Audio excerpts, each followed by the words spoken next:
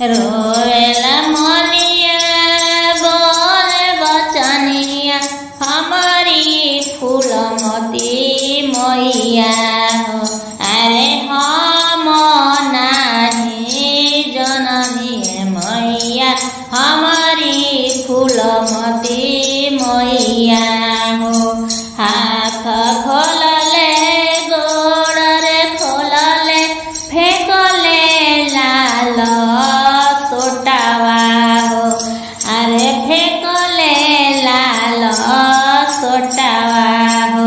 अरे रोज रोज आईबी मैया रौरी फूल वरिया हो।